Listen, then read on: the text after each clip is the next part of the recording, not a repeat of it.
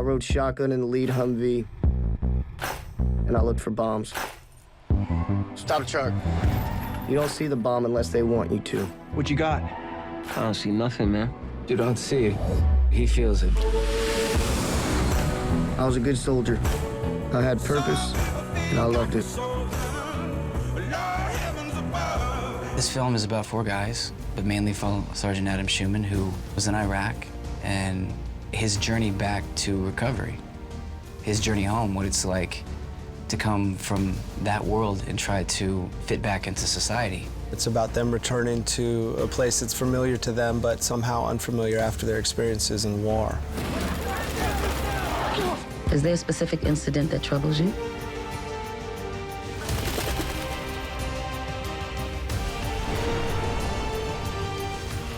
Saskia, I found her to be a fascinating woman who married a good man, and he happened to be a great soldier, and he happened to come home from the war deeply affected and haunted by the things that he witnessed. I thought you were fine.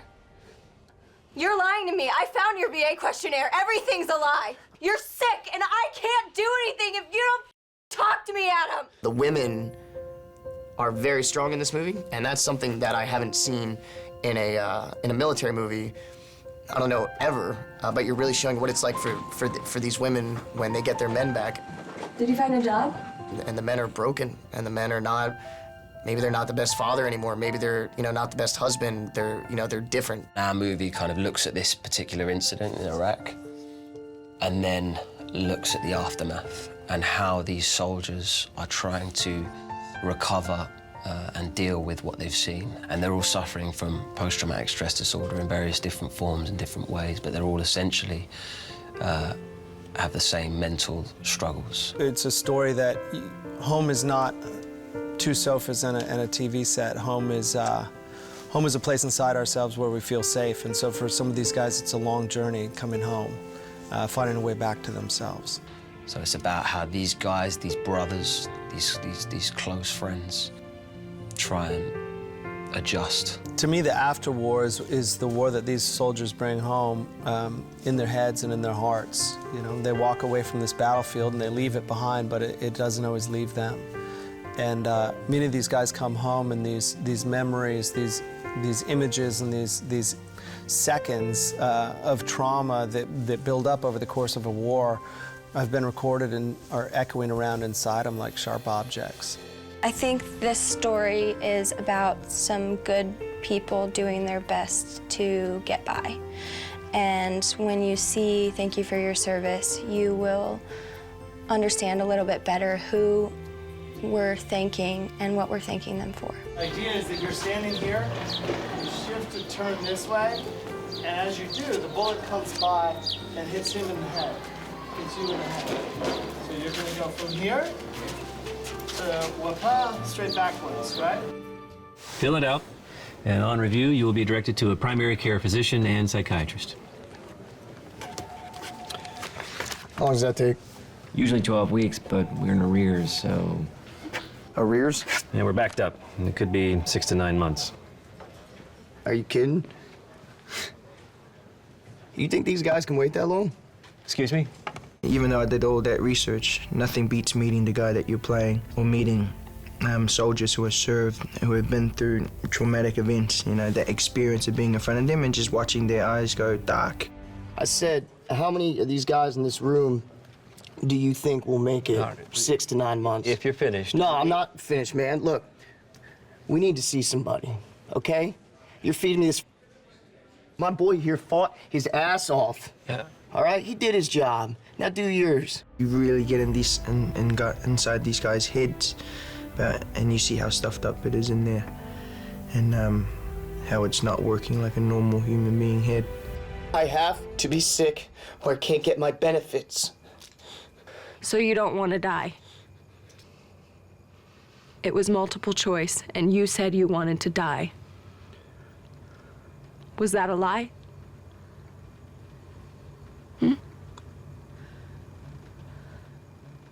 Adam. I don't know. It's really hard for guys who are, when you come from a position where you're like alpha male, it's really hard to ask for help. You never want to ask for help, and with a lot of the guys that I'm playing, you know, it's the woman who get them through that. You never told me you were a hero. Don't spare me the details. I can take anything but quiet. Saskia had high hopes for the life that she wanted, and it was taken away from her. It was taken away from her by the war.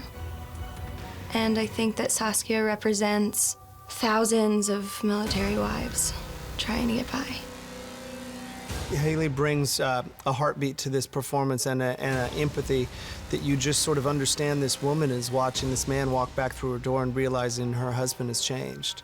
And how is she going to deal with that? How is she going to, you know, how is she going to wrap her arms around him and this new unfamiliar side of him and really save her family?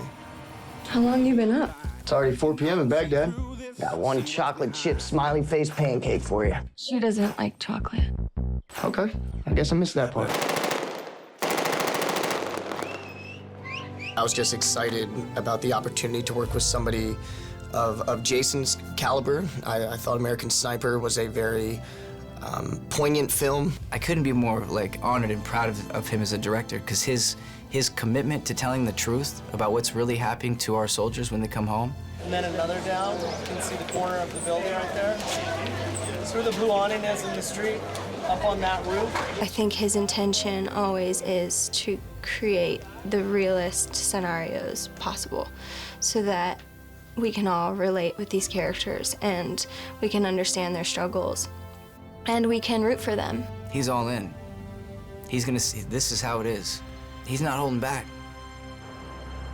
You saved my life. I dropped you. Scott spent 3 weeks in a wheelchair.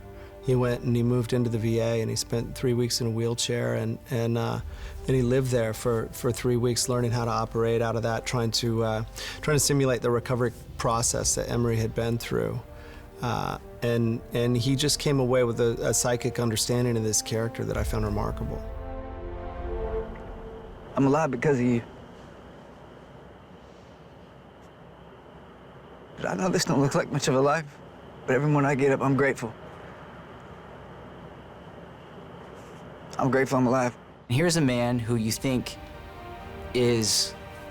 would be probably the most cynical, the most negative, the guy who would tell you that life sucks, the guy who's, you know, he might be just the worst of the worst, because he's obviously, his life is physically and emotionally and completely shattered on every level. And what's magical about it is he's the one that carries hope.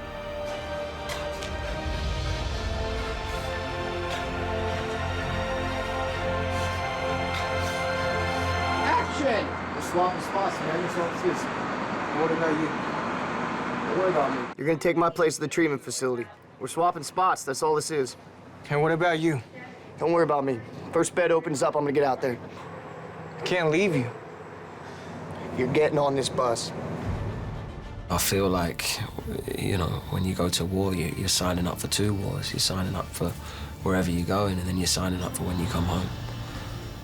And it's a completely different thing, and it's almost worse, you know. It almost feels like a lot of these guys just want to get back out there with their brothers, with the people they're fighting alongside. So I go and get better while you sit here, broken. I'll figure it out. Don't worry about me. Get your ass on this bus. We had some bad days, bro. Maybe that's all they were. Just bad days. We had some good days, too. It gives us a greater understanding of what it's like for these guys to come home. The film is called Thank You for Your Service.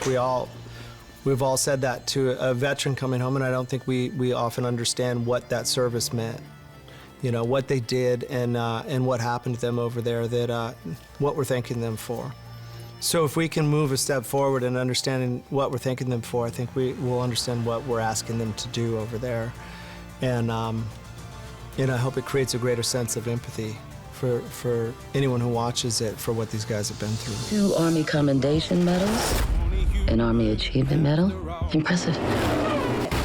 It's not a cookie cutter story about these soldiers that come home and everything is perfect, and it's not about like glossing over anything. It's about being honest.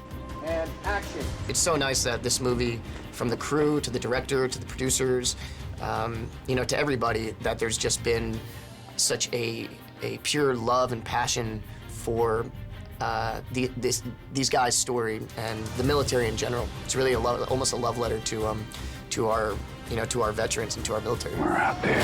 Don't let these young guys see you fold.